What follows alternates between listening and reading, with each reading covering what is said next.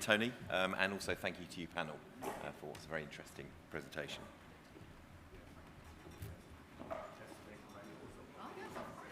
Thank you very much indeed. Thank you. Thank you very much indeed. Thank you. Thank you. Thank you very much indeed, sir.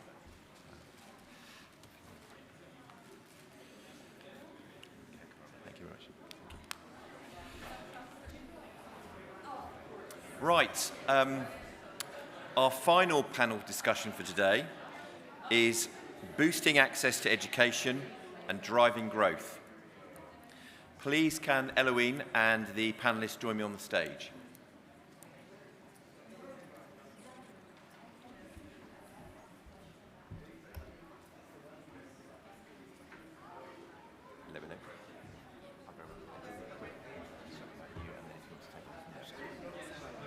I say quick, there's lots of awards I'd like to mention. Are you sure? Just do what you want. Fine, thank you.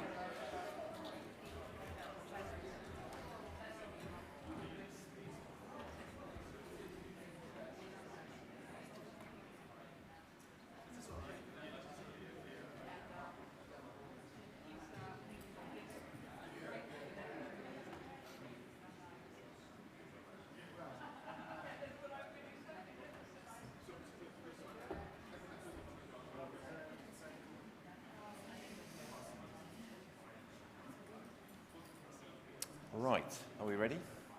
Yes?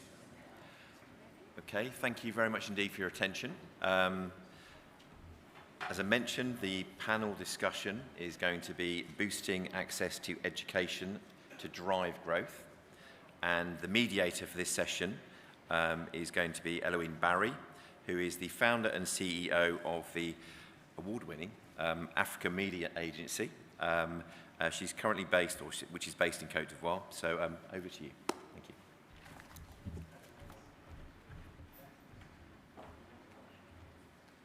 Can you hear me? Yes. Good afternoon, everybody. Thank you so much for being with us. So I'm also known to be a bit of a troublemaker sometimes. So I wanted to say that I'm actually disappointed that this panel is taking place at this unfortunate time, as we celebrate today the International Day of the Girl Child, and we're talking about education. So I'm going to divert a bit of the conversation just to give, just to speak about little girls for about 1 minute. Girls' education is a major priority. Across our continent, 9 million girls between the ages of 6 and 11 will never go to school. That's compared to an already high number of 6 million boys. The disadvantage starts early because 23% of girls are out of primary school compared to 19% of boys. And by the time they become adolescents, the exclusion rate for girls is 36%. So let that sink in. So here we are today to talk about boosting access to education.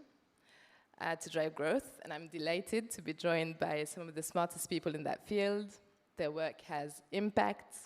They bring solutions to tackle the issue in a more sustainable way.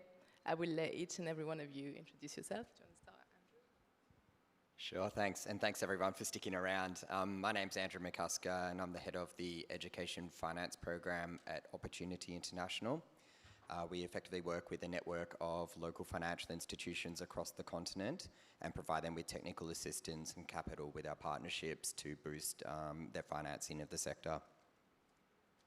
Thank you. Thanks a lot for sticking around. It's such an odd hour for everybody at the end of a conference, and we really appreciate that. Lydia Kemunto-Bosire, founder and CEO of HB Education Investments. We provide financing for African students going to global universities. Our mission is to enable African brilliance to have a global impact. I would love to speak to any of you after this who are aligned with the work that we do.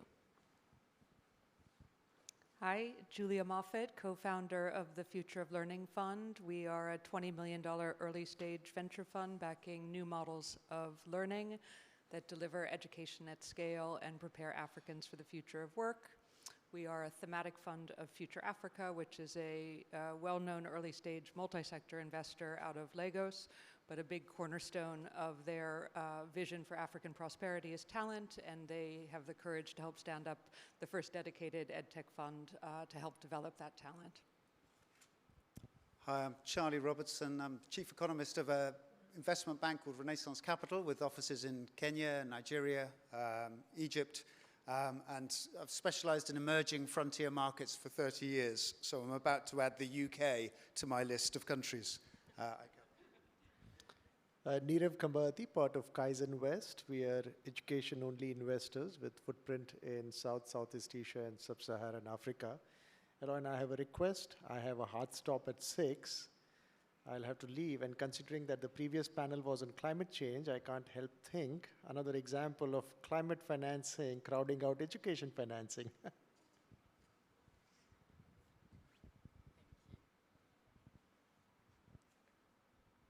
Thanks, Nirav. I got you. So I'll start with you, Charlie.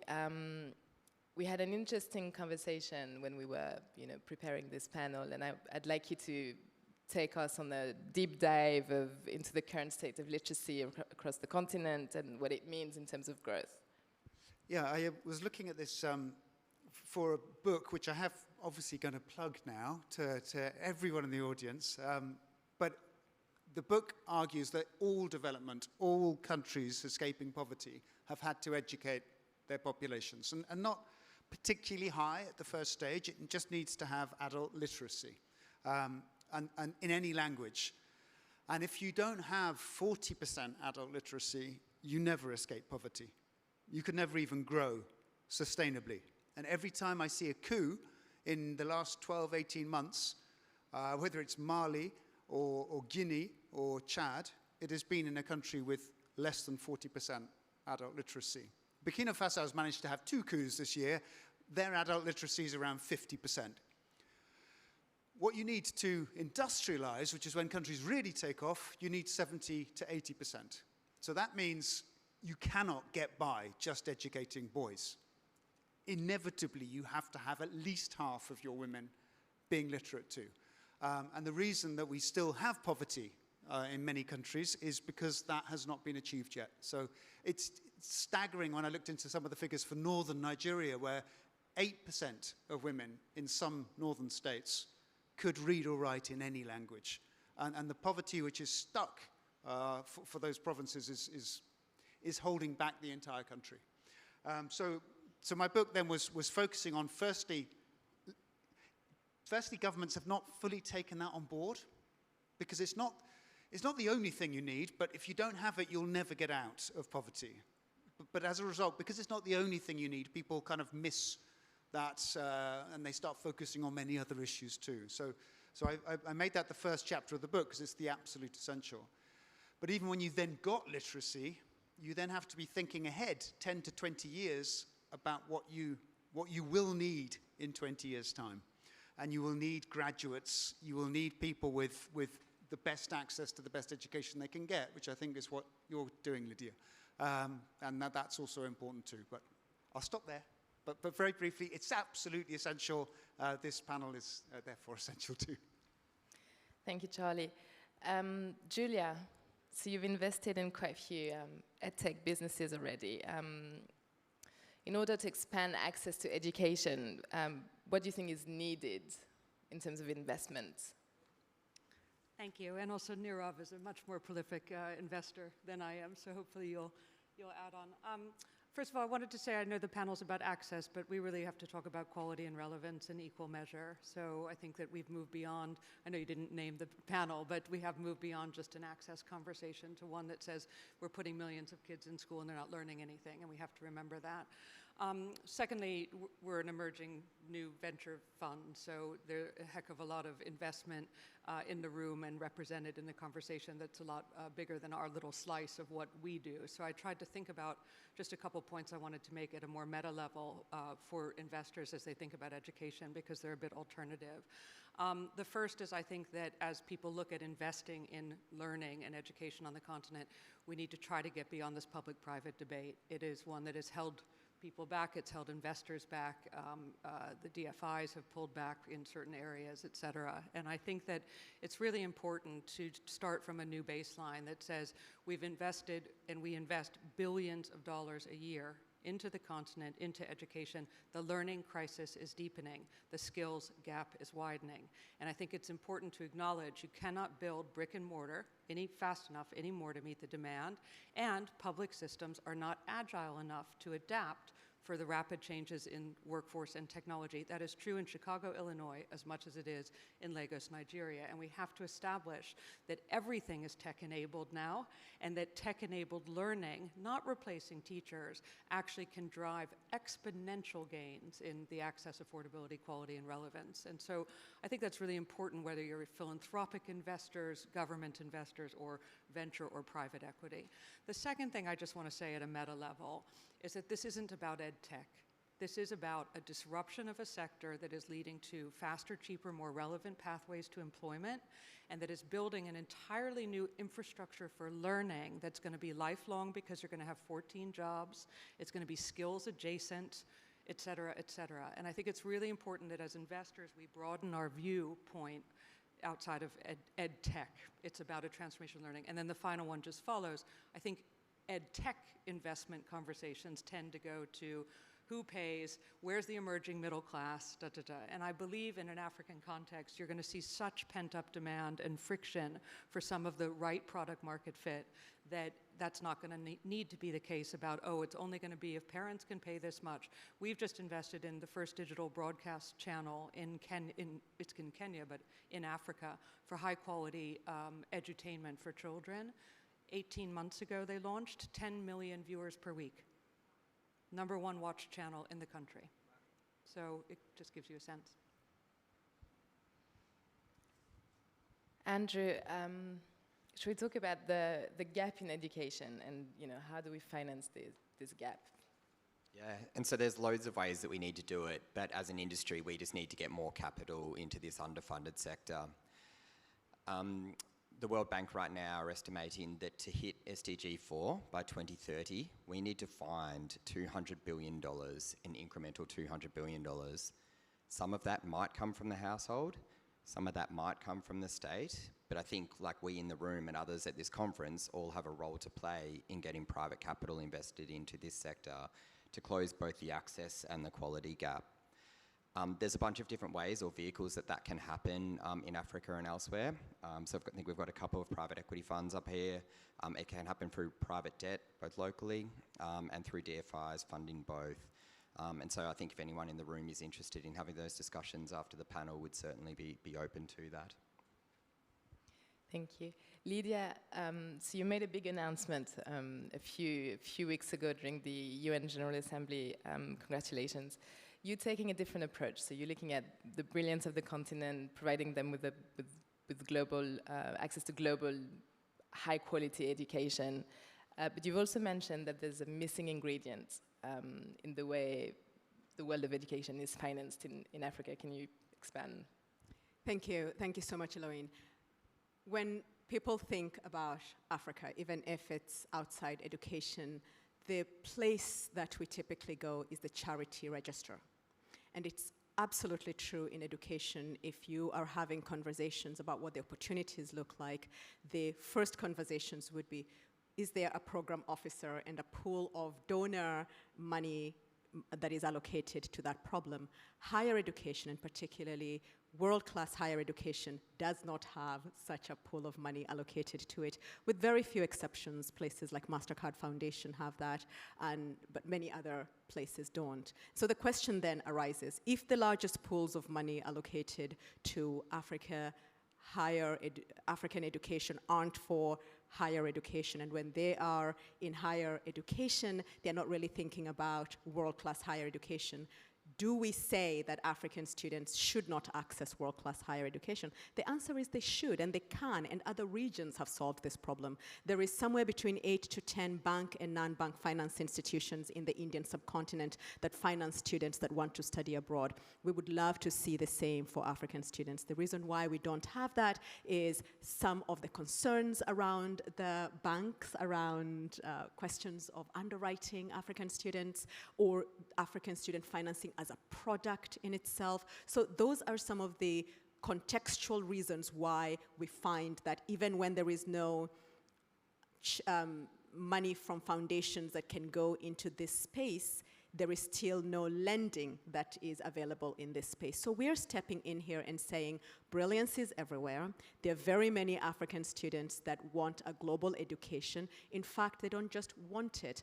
Annually, we estimate roughly a $25 billion gap in financing African students going to global universities. What that looks like is a student who has made an application, gone through very many hoops to do so, holds an offer from a university, but cannot finance it to show up. And that's where we step in. We're saying, that is a market failure. We need a market-based solution. Charity cannot solve this at scale. We need to lend to the students. So at the Clinton Global Initiative about 2 weeks ago, we announced the first partnership of its kind with an American bank to lend $30 million over 3 years to African students who are coming to US universities. That then starts the conversation about how big the demand looks like, and hopefully gets other institutions and others who have pools of capital that can be used in this space, gets them out of bed and paying attention to this opportunity.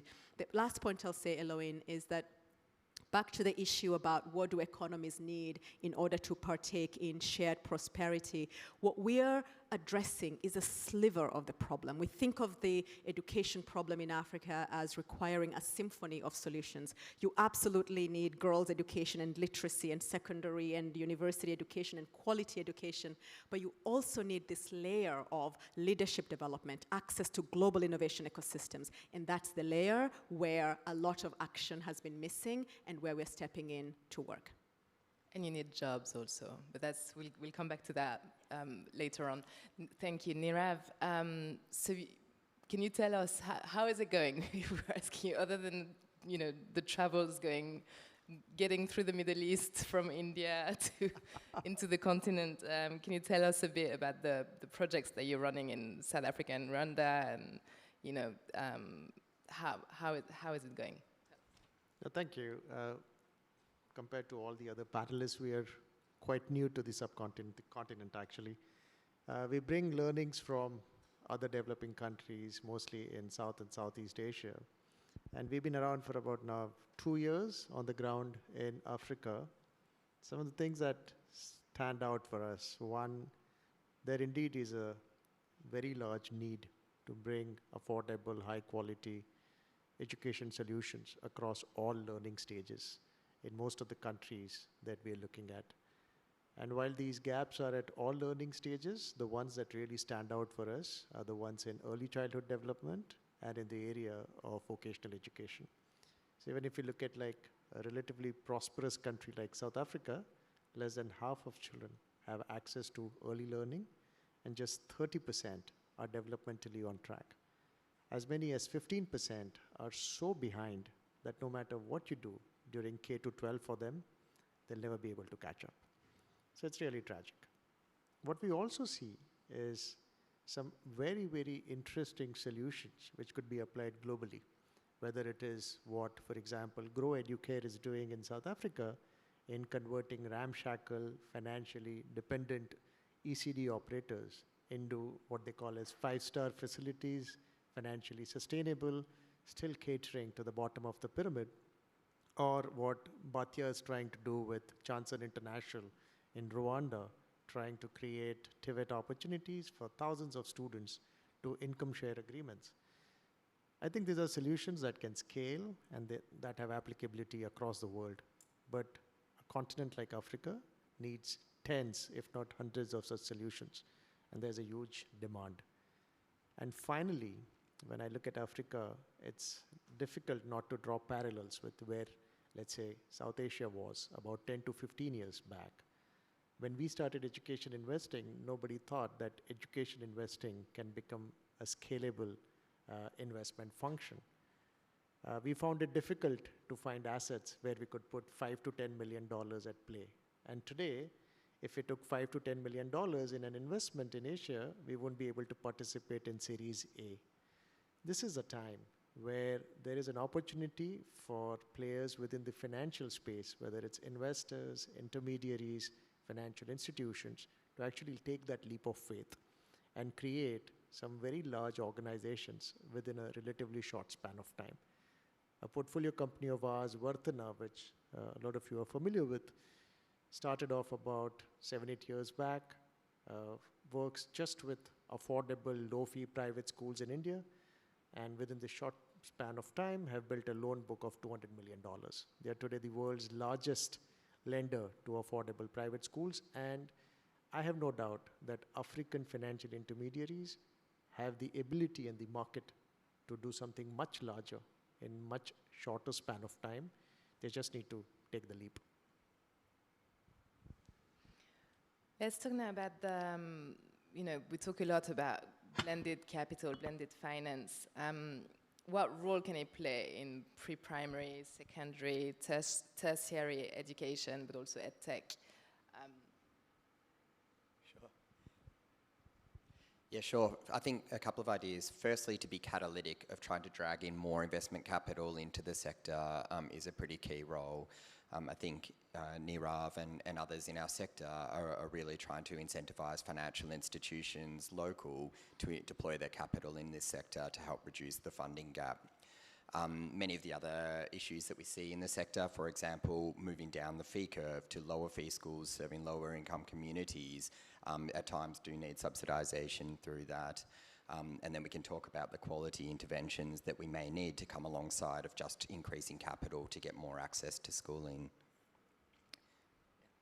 If I may jump in really quickly, in the space where we are, blended capital is absolutely essential because we're starting from a place where there has not been lending to African students at global universities, so there is no data of how they perform. So you need somebody who reduces the risk for financial institutions betting on the performance of the students, but able to take the risk in order to build the market. And that's where junior debt and guarantee comes in for an entity like ours. So we're really excited that we already have senior debt, but the conversations we've been having during this conference is who are the people who believe enough that there is enough African students of equal brilliance as students from other regions of the world who are worth taking a bet on for the next 3 years with junior debt, so that by that time there is enough data so that financial institutions know how to price the risk so that this market can be unlocked. So absolutely essential for this space.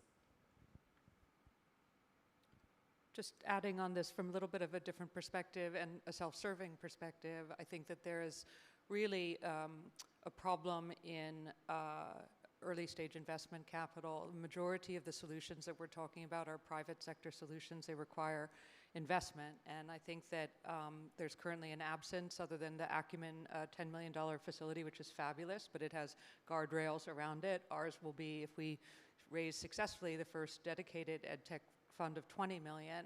We have over 100 million of need in our pipeline sitting on my desk. We're not even open for business. And I think that when you look at the early stage investment community, you see a valley of death for these ed tech solutions. They're in the ed tech hubs, they're getting a little bit of money, they're winning a little competition, and you've got the Series A and B investors hovering over here, and you've got a big M&A pipeline of strategic operators and others, which is how they're going to get on this continent quickly. And so you're going to have a later stage demand, and you've got this total valley of death. And if you look at a lot of the early stage investors, they maybe can do 1 or 2 talent or human capital or ed tech plays. They're not experts, they don't have depth. And so there's something about, if you really want to move this sector, which is waiting to explode, it's going to be a $57 billion market in Africa 2030, $10 trillion market globally. You got to put a little more pump into the prime the pump a little bit more with investors like us who are going to be early and small to help get these investments ready. So I've got little to add other than I was just reading a sentence in my book again. And it was looking at Malawi increasing average primary school class sizes from 85 pupils to 126. to meet the UN goal of everyone should have access to primary school education. 126 kids in a class. And I used to teach kids how to read, 6 years old, North, South London, and that's one-on-one, and it would be an hour, and I'd make a difference maybe, but 126 kids in a class, ridiculous. So of course the private sector then has to get involved, and when I was with a driver in Abuja, and he's complaining about the fuel price at first, and then saying it matters because he's paying out $100 a month for each of his 3 kids to go to a kind of primary school, private primary school, because you can't trust the state to provide decent quality. So I think the private sector it's desired on the part of parents and necessary given the lack of financing at the government level. So I'm not sure that answered your question, but I just want to throw in, sorry. Actually, just building on to what Charlie said, there's a need to create more infrastructure. And with reference to blended finance, what has been established so far is that public spending and even commercial spending has been quite effective in creating access. So now there are many mechanisms which actually go to establish that non-state players can create viable infrastructure solutions for middle and bottom of the pyramid. Where blended finance can play a very important role is going back to what Julia you mentioned about, it's not just about access, but there's also quality, there's equity, and then there's relevance. And that's where blended finance can play a very important role. Lydia, you mentioned about, how do you provide leadership even to those who today don't have the ability to afford going to the best institutions in the world to prepare themselves. So using blended finance, what we're seeing is these barriers to high quality education are being very effectively broken. And that's difficult to entice commercial capital towards. Public spending has not been very effective in creating quality solutions that are equitable. But organizations like Opportunity International have very aptly demonstrated that, by getting philanthropic funding to work in the right manner, you can, along with access, create high quality solutions. And a big shout out to what Convergence is doing actually in terms of creating all these prizes and inviting organizations to come up with innovative solutions that they can do seed funding for to actually apply blended finance. I just want to pause 1 sec, because I know, Nirav, you need to leave soon. Can we get maybe a question from the audience? Sure. Thank you. This will be quick, kind of. So we invest in education in Nigeria, and yesterday in my panel, when I was asked investment opportunities in Nigeria, I mentioned education, and I could see how people's face fell, like almost to That's sexy. Yes, exactly. So my question is, what do you think is the biggest hindrance, or what really is discouraging the private sector, the DFIs, the investment bankers maybe, and all other entities from really investing in education? Is it because they don't see the substance of it, they don't see the output or return on investment, or what exactly is the reason? Well, I'll go first. And I honestly haven't met a single individual so far in whatever these years who does not believe that education is important. So whether you go to developing countries, developed countries, education is considered to be very high priority. And that's why parents invest in their children's education, right?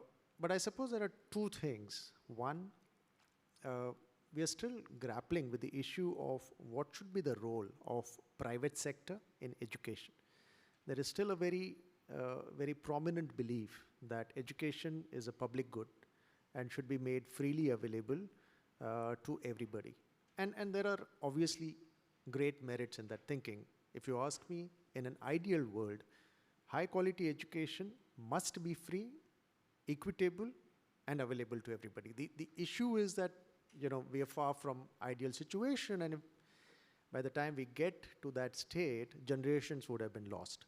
So I think the world needs to arrive at some sort of consensus around what is a form and shape that private investment in education should take. The second, of course, is that the resources are finite, and we are really grappling with a lot of issues right now, right? So for example, it's easier to notice forests burning and more difficult to notice a child not learning. So obviously as humans, we have the tendency to attend to problems that are more visible. Then the COVID pandemic happened and a lot of resource allocation happened towards that as well. So I think education's important. Its importance is understood. It's just being crowded out by other priorities at the moment. And maybe just one thing to add to that, just the fragmented nature of the K-12 school system. And so on the private side, there's about 1.3 million low-cost private schools around the world, but very few investable chains out there. I think the largest one in Africa has about 500 schools, for example, and so it's a tiny part of the market. So most of the schooling market is dominated by single school proprietors that open a school in their communities. And for that reason, for wholesale investors looking for scale and big investment opportunities, it can be difficult. There's been a few people at the conference that have been consolidating debt to invest into financial institutions. That is one way that investors in this room could get exposure to large numbers of K-12. If I may just jump in to add, Nirav, what you said about the forest burning versus child not learning. The equivalent for that, for us in that space, is there is somewhere in the order of 9 to 10 Indian graduate students in the US for each one African. These are areas of equal population size. And I was having a conversation recently with a South African, and her guess was that there are very many South Africans in the US. We were having a guessing game, and I was telling her to guess what the number would be of South Korean students in the US for each South African, because those are areas of comparative size. And I don't want to have us guess because we don't have time, but the number is 1 South African for each 27 South Koreans. What that means in 10, 15, 20 years in terms of access to innovation where the future is being built, we can't even start to imagine. So that's I think one of the reasons why the urgency of investing there isn't as visible. But I think the other points around the assumption that education is a public good is something that easily is in our mind, so it doesn't seem like something to get out of bed for. I'm going to repeat how I started, but if I go back to your question, if I understood it, which is what are the barriers holding the investment community back from this sector? Sorry to say, because they don't know anything about the future of learning. I mean, they're still working in these old confines. I'm not suggesting throw the baby out with the bathwater or that I'm an expert and I know better than others who spend their lives working in education and reform and in policy around education. But I'm sorry, I mean, it's learning, not education. It is no longer the stagnant scaffolding of primary, secondary, college, graduate, and then you're done. It's now going to be lifelong. And I don't think the investment community understands that. I don't think the private equity community understands that. And you walk in and people go, so what do you think of Byju's? And do you think Byju's is going to come to Africa? And that's about as far as it gets. And so I really think, just to conclude, to give a few examples, people interested in the future of learning and education in Africa need to have one foot in Silicon Valley as well, because there's a global transformation of learning going on. What are the OPMs going to do in Africa? That's where I'd invest. These are billion-dollar companies that have, at scale, led the digital transformation of universities across the world. What are they going to do in Africa? They're going to rock up to non-performing, resource-strapped universities, and they're going to say, we will digitize your entire thing, expand your student body 4 times, which you don't have enough seats for.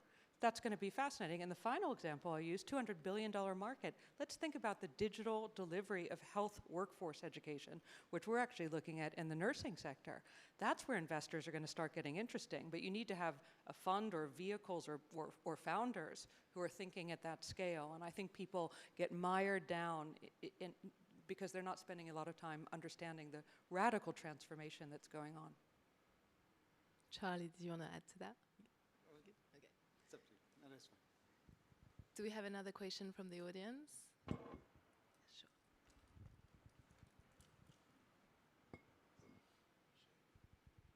Thanks. Thanks, guys. Just clarification questions, really, please.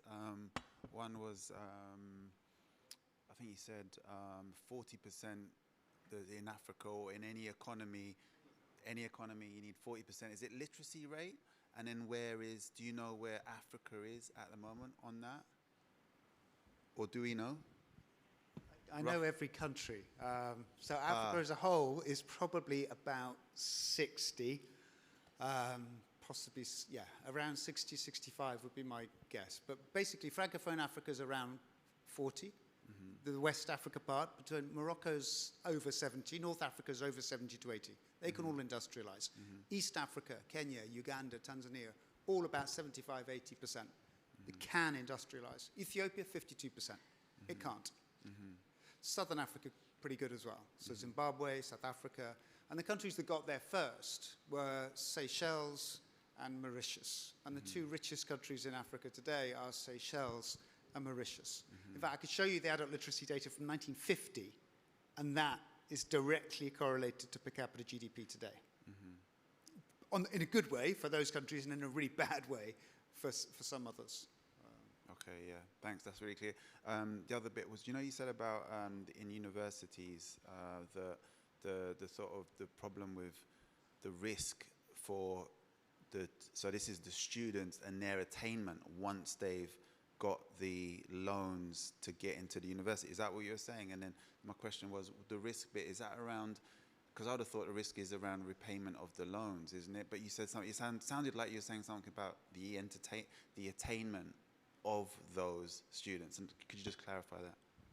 Yeah, no, you're absolutely right. The risk is around repayment, and the reason why there is concern around repayment is because of concern around outcomes. Once they graduate from the university, are they likely to do well enough to get a job that is going to enable them to repay? So there's a chain of assumptions we're making here about the capacity of those students to be very successful and therefore repay. And I think the way we answer that question is by saying we see no reason why a student who comes from the Indian subcontinent and graduates from the engineering lab in Cornell would have different outcomes than a woman coming from Kenya and graduating from the same engineering lab in Cornell. If the data exists about how the Indian students do, we could use that with some caveats as proxy data for how African students who are coming from very similar universities and programs will do. But absolutely, it's about repayment, which is related to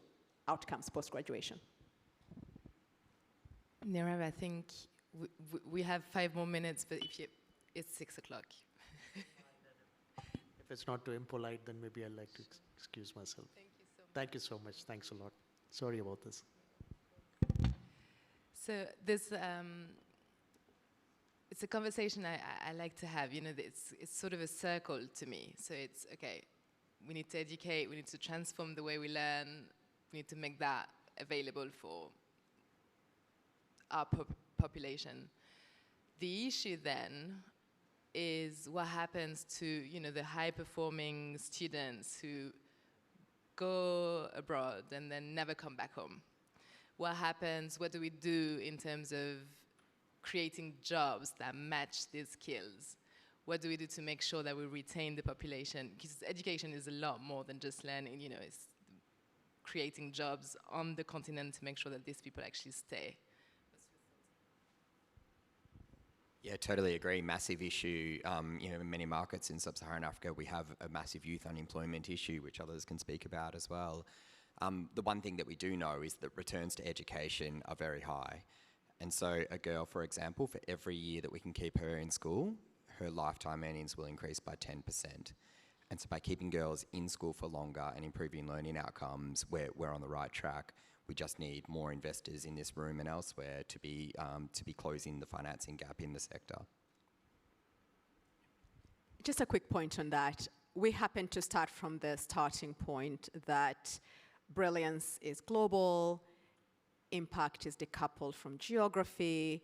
If a student is going to a global university, it is a benefit for the world and for the places that they come from. So we find ourselves not partaking in the conversation around brain drain, but that rather in a conversation about brain circulation. But one of the things that is really important is to think about just the financial implications of a student who studies abroad and goes into the global labor market. According to some research, that increases earnings by 20x. We already know that FDI, together with ODA, have been surpassed by remittances. Just on that metric alone, there is some value in people going to places where they can realize their highest potential. But there is another point, which is the creating a release valve for the low capacity in domestic universities. When I went to Kenya, and this was many years ago, when I was finished high school in Kenya and was going to go to university before I luckily got a scholarship to study outside the country, I would have had 2 years of waiting between graduating high school and going into university. That's because there was a backlog. So by some of us having the opportunities that we had, that creates a release valve in these spaces. So we have to think about the opportunities that we create as including the global spaces where opportunities exist. So absolutely there needs to be a lot of effort in creating the 10 to 12 million jobs on the continent, but we also need to be putting African learners and students in the spaces where they participate in the global labor market, where there is a lot of demand for some of their skills. But it's a circulation exercise, not a draining one. I don't want to talk about the particular point around health workforce, which is a very particular type of, it's a different conversation. But on the whole, I think about this as a place where there's more opportunities to be created, the more we enable African students to realize their fullest potential, wherever that might be. Say something quickly. I think, of course, brain drain is a big issue, but so is the emergence of a global distributed workforce, which isn't a brain drain. It's about staying right here at home and all of a sudden having access to more jobs than you've ever had previously. I was talking to a company in Nairobi the other day that does data analysts, tech talent, yes, yes, yes, and he said could hire 50,000 more employees of their company to provide data analysis in Nairobi today. And I said, who are you working for? He said, the Ford Motor Company. So I think brain drain, yes. Global distributed workforce, yes. Secondly, I'm not suggesting unemployment isn't a phenomenally massive challenge on the continent, but I think that we're going to move into an era of better skills adjacencies. 75% of African CEOs said that they would pay more for skilled talent. What's going on there? Tech talent is going to, people say Lagos is going to be the Web3 development hub of the world.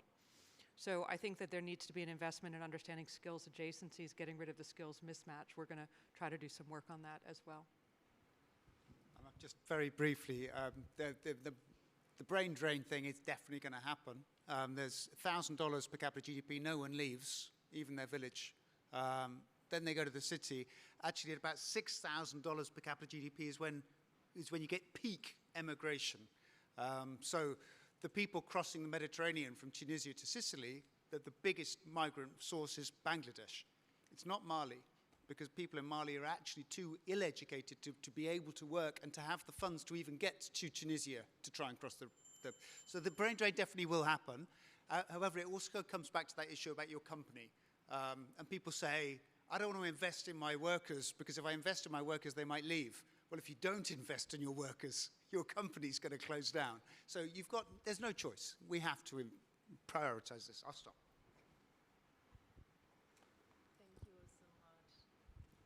Thank you all so much for attending this, this last panel. Thank you all. Thank you.